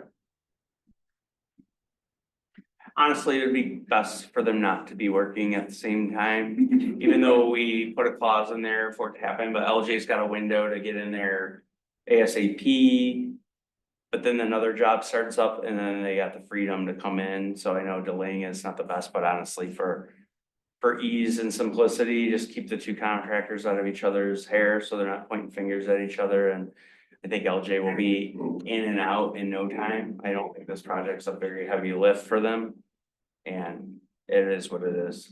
How long do they expect it to take to do that? A day, a week, a month? Probably one. The path? Well, there's sidewalk and stuff that Oh, all, right. so yeah, I mean, that makes sense. I mean, obviously, you don't have, Geo has to be done. You got, I mean, the path doesn't have to be done by date certain per se. Okay, makes sense. Play space. Oh, right, yeah, so. We are done with phase one. And the next step is to determine, and we don't have to do this today, but just to put it on your radar, that we need to determine what 3 play structures we want for phase 2. And there's kind of a variety. I've talked with Dan Peralt a number of times, and we budgeted 50,000 for this year from the DDA. So we have quite a bit to work with. We already have that mound of sand out there, so we knew we wanted to do some type of topo play, so that's already there. They could add a little bit more, and that would save some money this go around to invest in more of the high cost structures. Like they have a timber dome that's like kind of like a half moon shape that sits on the ground that they manufacture themselves, or not like on site, but it's like a, what is that company who works for? MRC. Yes, it's an MRC like favorite or something they use a lot. It's one of the more expensive pieces, so we could think about implementing that this year.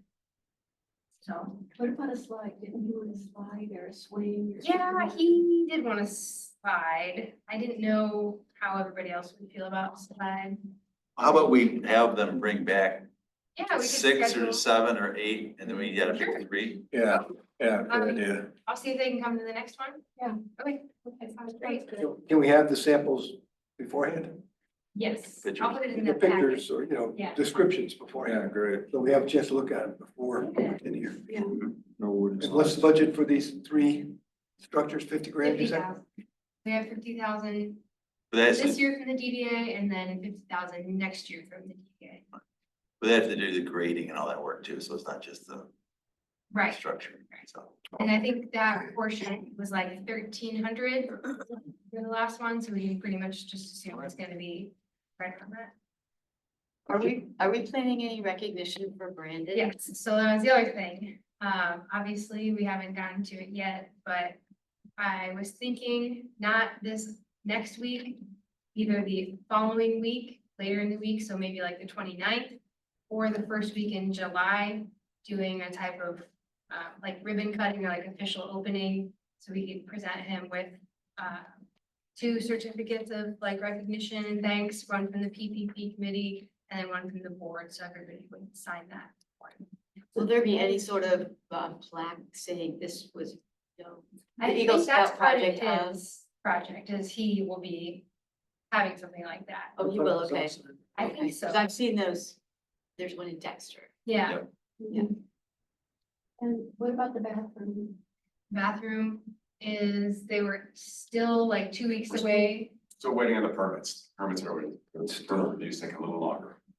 Last month, we were waiting on. Yes, I know. that's correct. It's taking a little longer. That's what took the Mexican food, down here, Grand Maya, was 6 months they were waiting for their permit, their liquor license. It was just sitting in Lansing. We had approved it. It was just sitting in Lansing. Great. Are people using the play structure now? Pardon? Are other people going out there and using it? Not that I've seen. I've seen I've taken pictures, Oh, good. I've seen pictures. Taking my grandson out there. He Read was it- the read it tester. to the He loves it. Yeah. Yeah, and then I have a nephew too. He actually lives in Scio Township. My nephew's son. So. You get full Check it out. I assessment. mean, if you haven't been out there, it looks, they did a really nice job. Yeah, it looks really moved. That's something we talked about for 12, 18 months, maybe more. It's nice to see we checked that box. We got it done. And we were able to get the chipper out there last week and get all that brush cleared off too. So now it's not so ugly. So, they finished with the wood chip installation and so now the, climbing structure thing ready is to go. open. Yep. Very You can exciting. use it all. Yeah. I've been. All right. And then Park Road Trail Connection, Road Trail Connection. We got an email. I emailed the contract from E.T. McKenzie to Mariah. And she was able to get back to me last night. So she made her recommendation. There's some kind of confusing language in there that we asked today for them to clarify. And once they fix the language, then we can sign off on it. And it sounds like they're gonna start next week.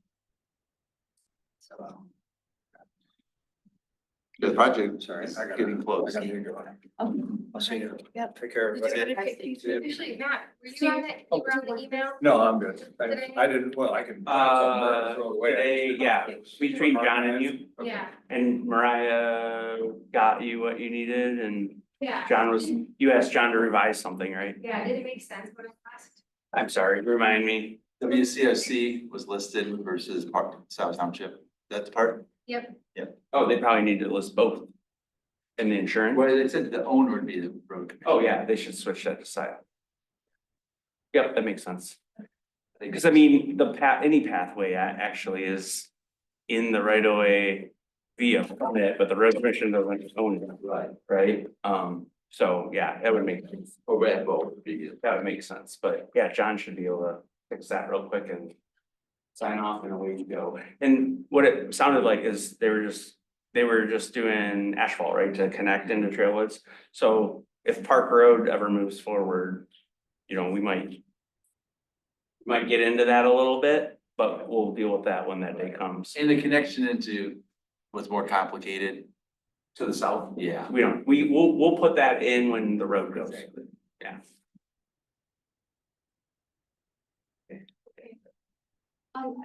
Can I ask one question before you move on? With the banker, I'm sorry, this is. With Catherine Smith's question. Would it be something that maybe we should send something to the neighbors in that neighborhood? It's trying to get their input about how they feel about that. And see if anybody wants to offer up. Land arrangement. Is that something we might? Before we consider? engage the neighborhood, I think we, or perhaps our parks director, should decide whether or not we want another entrance to the park. You know, because simply, well, more traffic for the neighborhood, more foot traffic in the neighborhood, more parking cars in the neighborhood. People coming into, that's another trail to cut, another trail to maintain, because you want them coming into a particular place, not just anywhere. Mhm. So I think we have to decide, do we want that alternate or another, because there's already two entrances, north and south, right?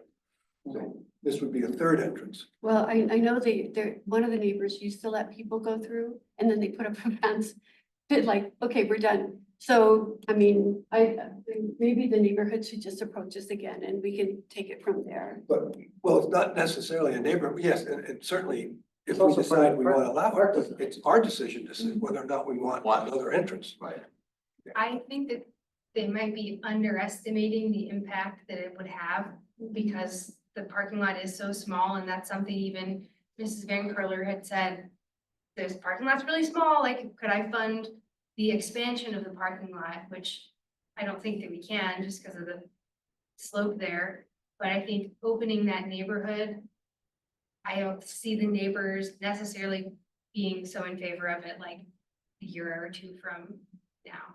That's just my thought. I think if I own property abutting the park, and my neighbor said, can I walk through your yard? I say, sure, you can walk through your yard anytime, just give me. Never mind, just give me a cupcake or something. But I think I'd be okay with that, but I wouldn't want a dedicated easement that Public appears on the access. maps, people I don't know are gonna be parking there. People I don't know are gonna be walking through there. I wouldn't be so enthusiastic about that. And whether or not they mean to, even if we were to like decide we wanted to put a trail to the neighborhood for them, I think it'd just be an unintended consequence that people would be like, oh, well, we'll take this trail. Oh, it goes to this area. Well, we can park here now instead of the parking lot or something like that. I think the neighbors are better off just using the park. If they want to make an informal entrance to the park that we don't even know about, because we're not going to be out there watching, then that would, everyone would be happier with that, I think.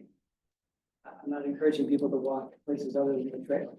Well, this is One of why, the trails, when I walked through there was no trails to walk on. What, Lisa? What we think? this was the question years ago, Okay. so it's. Should we go on to new business, Mrs. Carol Van Curler? Sure. I'm gonna take off that spike. Thanks, Matt. Next month. Yep. I need sleep after staying up last night for BOT. You left early. That door has a bird. Oh, man, I might want to use this other. Back door. He'll figure it out. Go back. Okay, so, I don't even remember exactly when this started, but it was sometime late last year. It was mentioned to me that in years previous, Mrs. Van Curler had asked to fund more projects at the preserve. And essentially, from what I understand, kind of that just fell through and she hadn't heard anything back. And so I reached out to her representative, Brent Llewellyn, who got back in contact with her, asked if there was any interest still. And so then she got back to me, said she wanted to walk the trails with her friends, see what kind of projects she would be interested in funding. And so as of about 3 weeks ago, we came up with 3 major projects that I think would be beneficial and that she would be interested in funding. The first is benches. She wants to, and these aren't set in stone yet. She hasn't said yes for sure. The first thing would be benches. We would want 2. One would be in the preserve along the original trail that cuts through the prairie. And that would probably be a memorial bench for either just like to recognize her family or just for her husband. And then the other bench would be in the parking lot. And the benches that I sent her were around $1,000 a piece with an additional $500 cost for engraving. So that was, I'd say probably the least expensive of the 3. Is the bench fireproof? Because if it's in the prairie. It's, well, I just figured we'd cut around it, do like a burn break around it. We just weed whip. The second was signage, and she, like all the other people that visit Van Curler, were very confused by our current mapping. So Yeah. I looked into a company and sent her the breakdown of like what the sign would look like and the cost for the designing of the signs.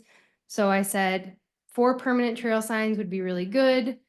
And having like points on the maps that say like you are here so people can get a better feel for where they are. Because sometimes if you're walking with your head down, you'll circle endlessly at that loop over there. So altogether, the signs were, where is it? 2,372 for all 4 signs, and then the design fee of anywhere between 500 and 1,000, and then like $30 to $50 per, like, yeah. So the last one was the boardwalk over some of the wet trail areas, and we decided that it would be most cost effective if we built them and she purchased supplies. So we're looking at determining which sections of the trail, definitely that one that people have already kind of built their own like stick boardwalk over, that would be the first one, but the cost for that would probably be like 800 to 1,500. altogether. So, and then there was How the, long is the bridge? it would just be different sections. So it'd be like 2-foot sections, 3-foot sections, just to get people over the wetter parts. You're talking about just a simple 2x8 design? Yeah. Yes. 4x4 laying down. Like some of the ones that we have at Sloan in like the floodplain forest, we would just build stuff like that. Exactly. So one thing Laura keeps talking to me about is possibly moving part of the trail so that you avoid some of that area. But that, it's like a stream that goes through there when it's Yeah. really wet. But there is that one area as you're coming in from the parking lot, that can be very wet. Yeah. The So, way is just raise it up, yeah. Makes sense. can I ask a question? Yeah. Real quick, I'll go on. Well, you said there's 3, but then somehow you said also, she said she was interested in the connection to. Right. So that was an informal one because we hadn't This- moved on it yet. Okay. So I was So just the like, three things she requested, and then potentially could be a 4th. correct. Okay. Okay. Let's see, so when you come into the parking lot and there's the part that goes to nowhere, or by the kiosk. That, I think the plan was originally was to put an ADA picnic table there, Hmm. so that would be something ADA, so that you could take a wheelchair up there and they could enjoy at least being in the park, because it's almost impossible to get someone through all of that section of the park. But, I don't know that we budgeted that ever, or maybe we did. But I think that would be a nice touch to have that there, and a bike rack, Okay. because if we're gonna discourage bikes there, then it might be nice to be able to lock your bike up. I wonder if we should save the bike rack portion for when we install like the trailhead off here on River Drive, because that's probably where most of the bikers would be coming in from. I saw someone going from Joy Road, I just lost it, he just went in and went through. I was Jeez. just turning in. I would not bike on Joy Road. I don't know, I can see having bike racks at either, end. If Okay. really truly, and I listened to what this one guy said that lives on Pineview, and he's like, really, there's enough biking around, they're gonna tear that up, so just, it's okay if you don't have bike trails in there. I think that's all. Oh, at some point, I would really still like to have that surveyed with property markers. Mhm. We had talked about that, and it was really done, we're doing it. But I think it's a good idea, because I know there's one neighbor, I just kind of, one neighbor that will keep pushing things into the. We'll take what he can. Yeah. Okay. And I think it's a good service for everybody. Keep them Our honest. guests out of their yards. Yeah. I think it's both ways, so, but getting it done professionally might be a good idea. Yeah, I agree. I did have one on a new business, just an announcement. OHM's been hosting a public meeting on Jackson Road about pedestrian safety on May 28th. What is it, Chris? May 28th, 7 o'clock. Remember the times? Where? Here Oh. and on Zoom. They'll be sending out a notice. But basically, the township's hired OHM to look at Jackson Boulevard, how we can make it safer for pedestrians. So that's what they're looking at, like mid-block crossings, different things. Because right now, you're on one side of the Jackson Boulevard, you want to cross the other side, good luck. And it's a long, it'll be really fast on your There's a feet. mile between the two crossings. Yeah, I know. What time? What time? 7 o'clock, 7 to 8:30 or something like that. something like that, 7 to, yeah, 7. So I just wanted to let people know. There will something be sent out, but I just wanted to, we had a meeting yesterday on it, and I said Yes. I'd announce it here. Can I add something to new business too? Okay, so vis-a-vis our email from earlier, since we have almost everybody here, it might be a good idea to talk to everybody about increasing our meetings to twice a month. If there's not general interest in it, I would say, could you do it anyway? Because just going a month between, there's so much going on, especially at this time of the year. And it would just be better if we could plan on catching up twice a month. And even if we don't do it permanently, maybe just like every year from May During through the summer. October, we meet twice a month. I think that would be helpful, or we could just do it forever, because in the winter, that's when we're doing a lot of the planning for the summer anyway, so might be Are there beneficial. things then that in this meeting that you haven't gotten to that you want to, that you would get to if we had another meeting? Not necessarily, but like, there's a lot going on with the programs and the volunteering opportunities that are you familiar with it yet? A little bit. You mean as Okay. far as the Saturday, Scio outsides and all that? Yeah, Yeah, I mean, yes, I saw it in next. okay. I don't know, I just feel like there are people that are missing out on what's happening on like the dailies, on the daily basis, but I don't know, I feel strongly about it. I brought it up last year. My opinion hasn't changed. Once a month is just too infrequent for the amount of things we have going on. I mean, just like the Van Curler Trail Connection is a good example. I'm all for it, but I don't have the time to take the lead on every single project that we want to do. And I do need more hands on deck if we're going to accomplish some of these projects. Because I have the staff too this summer, and we're working on our 5-year management plans and getting, all of this stuff worked out. I just don't have time to do it all by myself. But meeting once a month still, I can't catch up with everybody sufficiently in a month. The other thing we can do is do like subcommittees that, like we did with the project out there. Where a few of us kind of met sometimes and helped that move along. But I agree, I think there's a lot of moving parts, and I think it would be nice to have, I don't know if it could just be done, I don't know how. I don't know. The trickier part, at least for me personally, summer gets busier for my schedule. So sort of like finding a second dime that we're finding, we're asking all these people right now to commit once a month.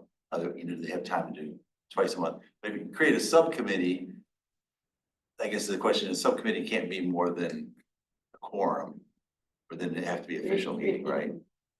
You create a subcommittee with. We're a committee though, we're an advisory body. Well, we could talk about that. I'm not sure the OMA, well, township has said OMA covers everything, but I don't know that OMA actually covers. It is OMA. I have an opinion on OMA, that. exact, The township is applying it yes, to everybody, more and I'm not broadly than sure, I read the yeah, statute. and I'm not sure subcommittees would fall under that, so we can check that out. Well, I guess the question is, never if you created a second optional meeting for people, I don't know, I'm just trying. If it's optional though, people don't come and then you don't have a quorum, then you can't. And you do can stuff. But that's what I'm saying, if it wasn't in a formal, I don't know, is there any flexibility, I guess is the question, versus Yeah. mandating a meeting? Because the other thing is, the second meeting, that requires more of your guys' time to set up a second meeting and then try to coordinate that versus, okay, we're gonna meet the second and third or fourth Wednesday, and the second meeting is optional. I don't know, I'm just trying to brainstorm here, and maybe everyone wants. Is everybody, excuse me, my ignorance, is everybody other than these two back here, is everybody in the room retired? Can we meet during the day I as opposed to 4 o'clock, we meet at noon? am we meet at 9? self-employed. I can I'm do what sorry? I want. I can do what I want, but I'm not retired. Okay, all right. And I've got several volunteer commitments and things like that. So, I mean, would it make a difference to have a 2-hour meeting or something like that, or would it still not be enough? That's up to you all as well. I know that there is maybe a consensus or rumblings of not feeling like the communication is there and people feeling left out. So I want to do what we can to make sure that everybody stays in the loop. I think this is the way to do it. If that's not how the committee feels, then we won't do it. But I think that we should. I think there would be shorter meetings. We met twice a month, they'd be short. We start with one extra quarter. On set months. I don't know.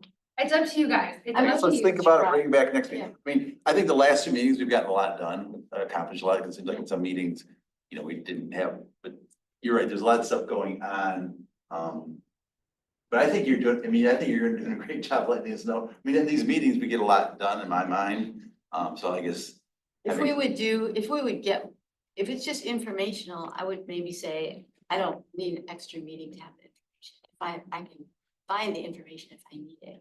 But if we are actually taking action and moving forward on projects, and that's what you need an extra meeting for, I think that's a better reason to have it. Can we do I'd a be special willing to meeting? try it, but I can't commit either to coming twice a month. I'll try for sure, but I travel out of town some and things like that, so. Can we just do special meetings, like if we? Without action as an option, meaning there would be no votes on it. Well, special meeting is just, right, it's Special meeting. the same, it's But you it's can an still open take meeting, an exact action. Yeah. meeting, yeah, but you call it at a non-regular time, right?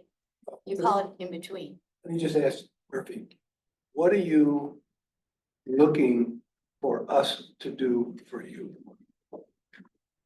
Other than, well, I'm not even sure what we're doing for you right now. So but go I ahead. think, what would be helpful for me is having a better feeling of what people are able to contribute. So I think, not to go back to it, but the Van Curler Trail Connection is a really good one. I just can't do it, so I need someone to take the initiative to head start this project, because we've had it on the agenda for like 4 meetings now, and we're still at the same place we were 4 meetings ago. So it's just things like that, and if someone is willing to just say, this is, I'm taking on this project and I will coordinate this thing, that's fine, but I just don't wanna walk away from meetings with everybody saying, okay, these are the things that we wanna get done, and now Murphy has to do those things. And I'm running the Parks Department and working on the natural areas aspect and the programming, the volunteer days, and Z Road Pathway and all of our other projects that we have the CIP this year. And I Overwhelmed. can't do it all by Yeah. myself. Well, Baker, I'm willing to do it. Do we need a motion on that or And just? what if you and I kind of did it as co-chairs, kind of, Right. would that? Do you want something formalized? Sure.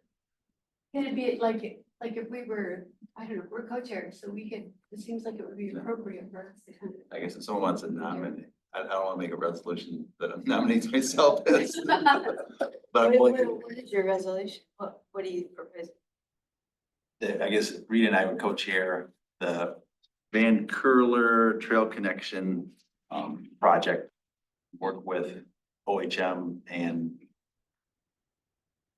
HCMA, Road Commission, and other partners to move this project forward. I mean, we could do. All for I'll second that. We Me can too. do the footwork a little bit. We can kind of do some investigating. But I think Murphy just wants a clarification that, yeah, we are, rather than just talking about, we're gonna, you know. I'm willing to help with that, especially after my house construction gets done. Do we get a And second? so the project, yes, oh, yeah, go ahead. I think you I seconded. seconded. All in favor? I guess all in favor, Aye. opposed? Okay, I guess I should write that down. Yeah. Put that into your schedule, Roy. Yeah. Murphy, I think if there are other things that come up that you would like help, that you see, it would be helpful to have someone. Well, kind of- is Syker one of them? Is that one of the projects that you're talking about? That's the thing that I'm most interested in, that trailhead. So I don't know where that is. I don't know that it has to happen immediately. 'Cause I'd like it to. Yeah, right. I'm motivated to do And that. the road is closed now. It's a great time Yes. to do the. That's why we're get talking started. with Matt about it Yeah. tomorrow, to What get is it. Sacred? I'll explain. That off the park, that's off. It's on Park Road, Basically, you're talking about park and, parking lot and a trailhead. yeah. And that's the property that we cut the Your trails stable? on. That Yes, park. yes, that's. Okay, I get it. Right. Yeah. And That just would getting be that nice to- open to the public. Yeah, Yeah. and I have on our land improvements budget signage for, improved signage for all of the preserves. So once we definitely get, especially out there, the trails marked and we know where they're going. The problem for me is that easement. access, like it's confusing still where it is that we cross so that we stay in Scio property, because there's like that disc golf course like right We can there. figure that out. Okay. Steve knows a lot about Yeah, that. the boundary is pretty clear. There is one We have to mark it. peculiarity on a survey Yeah, that has that sort of road snaking. We need to clarify that. So after you and Matt meet, I would be happy to, I mean, I've never, obtained permits for whatever, I mean, but that would all be Matt still. yeah, okay, but I'm happy to put in labor for sure. And I would help you with that if you And, wanted, if you wanted to work on that together. Yeah, and I would rather do that than it's in the meeting in a way. Well, I would rather be outside. we might want to think about, I was there and the water that goes through there was so high and people were throwing, I did too. I put another log down so I could go across the creek. But maybe we want to think about that, because we don't want to clog it up either and then flood everything. So, Well, yeah, that's, All but, those but little things. after, if you, put me down for that one, that would be my baby, I guess I would say. So you all. I'll make a motion that Liz is Well, no, you gotta charged. nominate me. Co-chair on, Yeah. Yeah. Would you be available to meet with Matt tomorrow or not? I can look at my calendar. I have two things I know of tomorrow, so it depends on. I don't have the answer. I don't think I just- can meet tomorrow. Okay, that's fine. Sorry, I just invited her to your meeting. Is that okay? Hey, yeah. Well, I don't think I can do that. Whether or not you can, I don't know. But I'm a good person for some manpower, woman power, that's what I would enjoy. Thanks. And then there's only one other thing that I was hoping to get help with. We have the volunteer work days, they're gonna be every Saturday from now until the end of time. If you, when you have time, it doesn't have to be today, but like when you have time, could you figure out what Saturday you might be able to attend to do one of those work days? So Okay. that, I don't know, just to get you out there and doing some of the, working with the staff, I think they would appreciate. I've told them all about you guys, but some like FaceTime with them would be, The staff we just met. yeah. Now, do you publish a schedule? of Yep, the what you're schedule. going, of where you're gonna be working and what you're gonna be doing? Yep, so Because we're, last time I came to the work day, I brought a chainsaw. And I right. needed a shovel. So. Yes. So it's on, I made a new page on our like parks website area. It's sciotownship.org/volunteering. So it'll have the calendar and it has all of May is on there right now. It says where it is and what time. And then we're gonna update on the 24th of every month. We're gonna update for the upcoming month where it's going to be. There will be one every Saturday. We're just gonna determine as the season goes on where the workday will be, but it's always 8 to noon every Saturday. So this would be clearing invasives, Yes. brush cutting. how about the next two weeks where, just so The next- public, for anyone listening, I went to Sloan at 11 last Saturday, there was no one there. To Sloan? did you what? Wasn't it Sloan? Oh, Yeah. Well, there was nobody there. No, nobody there. And I can never do so. I have a commitment every Saturday morning from 9 to 10. So that is not something I can do. But, I did go to There were 11. no vehicles there? I That's odd. did go to 11. I was gonna offer moral support. Murphy, did you do a bird program yesterday morning, in the morning? Yeah, Sorry, I took a Tai Chi class and. that's okay. so where's the 17th and the 24th? So weird. I was mad about that because I know Matt was out there with I'll just, Oh, the- I see. staff member. I wonder what When I happened. pulled in, I was the only car and then a car came in after me. It's another dog walker. Okay. Thank you for letting me know. I don't mean to. No, that's not cool that that happened. Okay. The next two, the 17th and the 24th, the 17th is at West Scio. And the way that they do it is they get there at 8, have everything set up, then the people will sign in, sign their waivers if they're not already in as a volunteer. Then they'll do like a 10-minute discussion about like what the Parks Department is, what our mission is, and then I tell them, make sure that you hit on the fact that we're funded by a millage. So that people in the community know we're out here, we're doing this for you, and also please support us the next time it comes around. And, oh, the 24th is at Van Curler. Then the 31st is also at Van Curler. Okay. Sloan could use another one because there's a lot of garlic mustard out there. It's a mess. Yeah. Yeah, Now, is that from the north entrance? Or is- yes, at the parking lot. That's Mass Road. Joy. Joy, Joy. All right, no, that's helpful.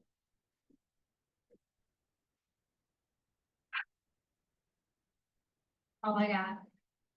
Public comment. Oh. So forgot I was running the meeting. As far as I'm concerned, you can always say, hey, we've got something really big coming up. And ask Rita and Maria to call a special meeting. I would be fine with that if something, Okay. just, you know. But if you covered what is hanging over your head, and first of all, and also I've been glad, you might have to just prioritize, because you can't do it all. And say, well, I get to this in the fall or something. And, you know, if you send out emails saying, you know, this needs to happen, would anyone like to pick it up? Or, you know what I mean? Okay. We need help with this, we're gonna do it, but then that would be good too. Yeah. Like the cleanup of the trash in West Side. Yeah, what's happening with that? I don't know. That would Oh, be great for those kids right there that were standing by. That would be great. I know, Project I'm for just so focused on the invasive species Yeah, right yeah, now. in 'cause spring, it's- yeah. I mean, at Van Curler, I had no idea. I mean, I knew it was bad, but like, if you walk through that forested, like the pine area, it's just a swath of seedlings. So it's like, either we can hit this hard right now, which is what they're doing. They've been hand pulling and we got a torch, so they're out there torching all the seedlings. Or next year, we're gonna deal with 4 times as much. And so it's just hard, like the trash will always be there. But this could get way worse. Yeah. I know the trash isn't gonna get worse at least. Is it autumn olive or buckthorn? No, it's garlic mustard. Garlic. Garlic, and it's beautiful. Right now, it's just these beautiful, it's Oh, beautiful, I know, I watched No it. such thing as beautiful. No, well, but it looks like green carpet right now. Oh, It's- yeah. At least when I walked it a few days ago, but I noticed there were a lot of mayaples on the other side. And then you kind of, just as you come over that hill where all the pines are, it was like, Yeah, it's Yeah, just the solid. the yeah. maple goes away, Yeah. with the normal spruce. The way that my friend works with the county has taught me that you can deal with it is to take, just take the seed head off and actually put it in something and dispose of it properly. Mhm. But then you can pull the plant and you just take them and hang them up. So I was doing that a lot last year. But the seeds are produced in the leaf, in the stems, not the seed head, not the top, not the flower. Flower? No, the scarlet mustard seeds are in the little leaves fall off and then those things sticking out are what, they're like pods, right? Well, And that's where all the the seeds. pods are usually formed in the top of the plant. And so if you take the top of the plant off and dispose of that, you should be able to pull the plant out and hang it up so that the roots aren't in the ground. And then it shouldn't produce the seed. As opposed to spraying? No, It's a no, we're lot, not that would be opposed. a ton. It's That would be a just- ton. It's not very effective. On the garlic mustard, it's just not The very county effective. pulls it just like that. That's how they do it. And we used to pull it out and bag the whole plant. There's a ton of stuff. we're But gonna it's get. a lot, it's really hard on your back to carry all those bags around too, and then, Right, keep going. okay, all right. Okay, we Half can hour. argue about that later. Okay, so it's time again for public comment. Do we have anybody? No hands? No I think- hands. No one, so I think we're good. All right, so can we move to adjourn? So moved. Support. Very good. All in favor? Aye. Aye. Anyone opposed? Oh, never goes with the journey. Yeah, right. Okay.